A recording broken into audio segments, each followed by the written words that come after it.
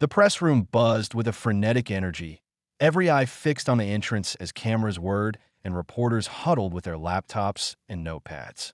Today, the stage belonged to Trump's new press secretary, Karoline Leavitt. It wasn't just another briefing. This was a political showdown where words were weapons and every statement was meticulously dissected. The atmosphere was thick with anticipation and a hint of defiant hostility. Karoline stepped onto the podium with measured grace. Her gaze swept across the room, meeting the steely eyes of seasoned journalists and the skeptical stares of emerging media voices alike. A polite smile played on her lips, a smile that held secrets of hard-won battles and an unyielding resolve. "Good afternoon, everyone," she began, her voice clear and confident. "I know you're all eager to hear what I have to say today, so let's not waste any time." A calculated pause followed, during which the room fell into a heavy silence. Then, with deliberate emphasis, she continued, "Let's get one thing straight. If the media insists on setting the rules of outrage, they'd better be consistent." Her words hung in the air like a gauntlet thrown down. The reporters exchanged uneasy glances. They sensed that Karoline wasn't here merely to recite talking points, but to turn their expectations on their head. Almost immediately, a reporter from CNN named Peter raised his hand. "Karoline," he said, his tone carefully laced with skepticism, "are you suggesting that Ilhan Omar's comments were intended to incite violence?" Karoline tilted her head slightly, as though amused by the question. "Peter, I'm not suggesting anything. I'm quoting her. Do you deny the word she used?" Her eyes locked with his, and for a moment, the tension in the room grew palpable. Peter hesitated, the cameras catching the fleeting uncertainty on his face. Leaning forward, Karoline pressed on. When a Republican calls for fighting in the streets, the media explodes with demands for resignations, investigations, and even impeachment. But when Ilhan Omar expresses a passionate plea for justice, it's brushed off as mere rhetoric. Why is it that the rules only seem to apply to one side? Her question was not just rhetorical. It was a challenge, daring the press to reconsider the double standards that had long defined their coverage. The room murmured with both agreement and apprehension. An NBC reporter interjected, "Surely you're not suggesting that the president is above criticism?" Karoline turned her gaze toward the questioner, her expression composed yet unwavering. "I'm saying that every conservative who dares to question the Biden administration's policies is labeled a domestic extremist, while every progressive voice calling for change is immediately forgiven. Isn't that the point?" Her tone was calm, but carried an undeniable edge that made it clear she wasn't willing to back down. As the briefing advanced, the questions became more pointed. James from the Washington Post leaned forward and asked, "Are you implying that outrage over political rhetoric is selective?" Karoline's eyes flashed with determination as she responded, "I don't need to imply it, James. I'm stating it plainly. You all prove it every single day through your biased coverage." A murmur of agreement swept through parts of the room, while others scribbled furiously in their notepads, desperate to capture every nuance. Just then, the soft buzz of a smartphone broke the tension.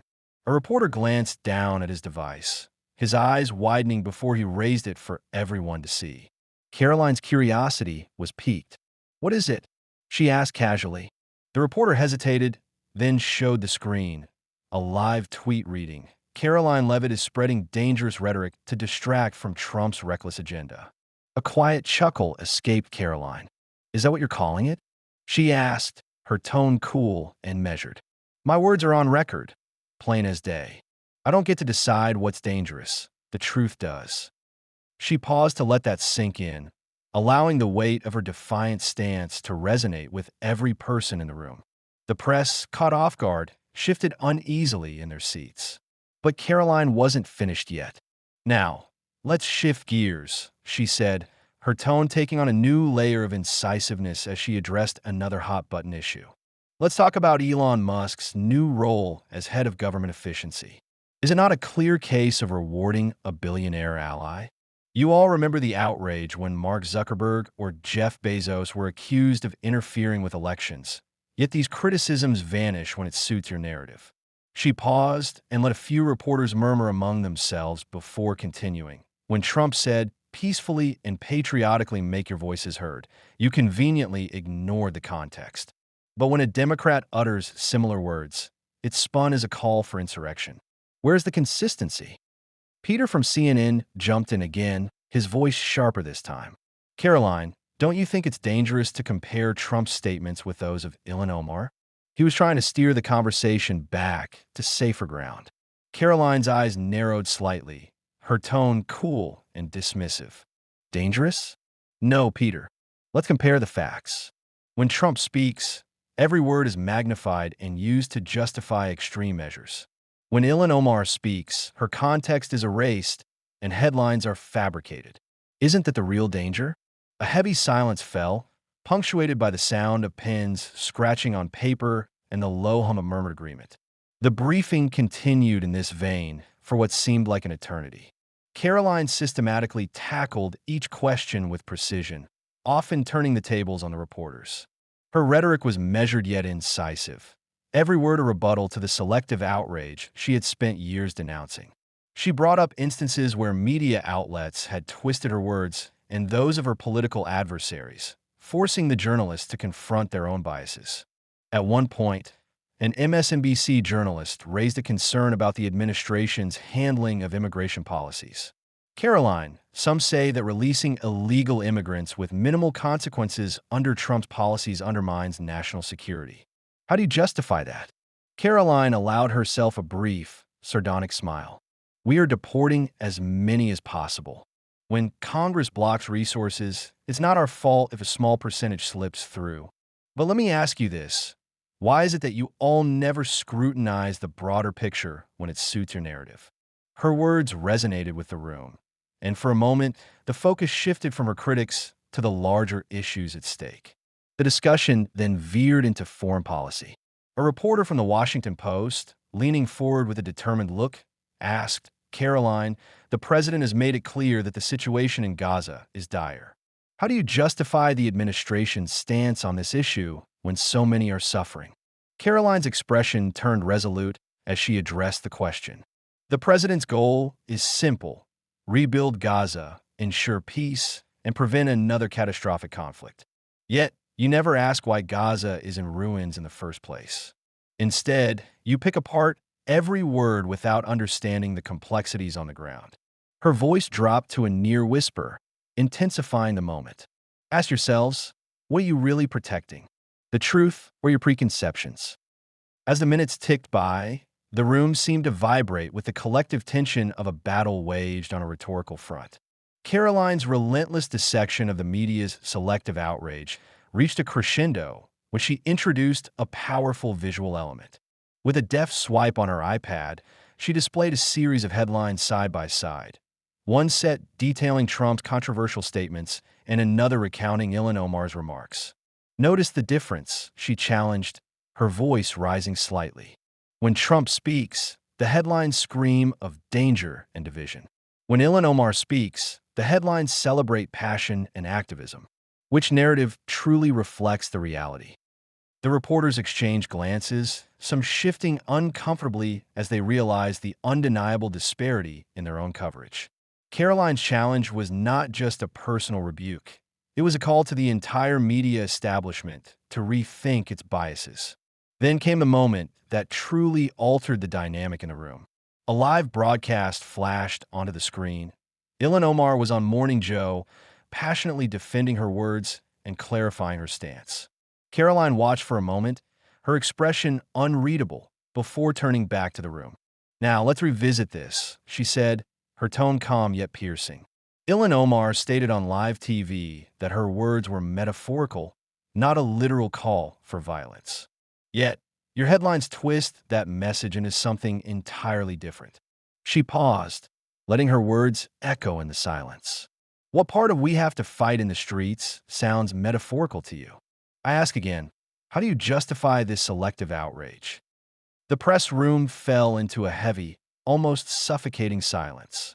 Some reporters began typing furiously, trying to salvage an angle from the unfolding drama, while others simply stared, unable to refute her logic. Karoline took a slow breath and then continued, her tone softer now, but no less resolute. The truth is, this isn't about mere words. It's about who gets to control the narrative. When the media labels Trump's rhetoric as incitement, they do so with fervor. But when similar language comes from the other side, it's met with applause or shrugged off as mere passion. This double standard, this manipulation of context, is what we must challenge. For several minutes, Karoline allowed the tension to build. The reporters were silent, the only sounds the quiet hum of equipment and the shuffling of papers. Then, with the calm authority of someone who had weathered countless storms, she launched into another barrage of examples. Let's talk about political favoritism. When a billionaire like Elon Musk is appointed to a key government role, you criticize it as a conflict of interest. Yet, when figures like Hunter Biden or Nancy Pelosi's husband make lucrative deals or strategic stock trades, it's hardly mentioned. Why? Because it doesn't fit your narrative of outrage. Why is it that outrage only matters when it suits your story? A murmur rippled through the room once more. Some reporters scribbled notes more hurriedly. Others exchanged looks of reluctant admiration at her blunt honesty. Karoline pressed on. You see, the media's job isn't to demand civility. It's to create a narrative that ensures submission to your version of the truth. And if the truth doesn't fit, you twist it until it does. Her eyes scanned the room, daring anyone to challenge her. As the briefing neared its end, the intensity in the room had transformed from a chaotic scramble for control into a profound confrontation of ideologies. Karoline's final questions cut deep. What happens next? She asked, her voice echoing in the now hushed room. Will you continue to distort facts to suit your agenda? Or will you finally hold everyone accountable to the same standard?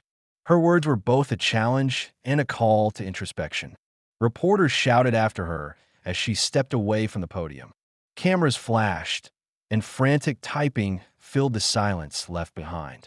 Yet, even as she walked out of the room, Karoline's presence lingered, a reminder that the battle for truth was just beginning. The press room, once a fortress of selective outrage, now stood exposed, its foundations shaken by a single, unwavering voice of accountability.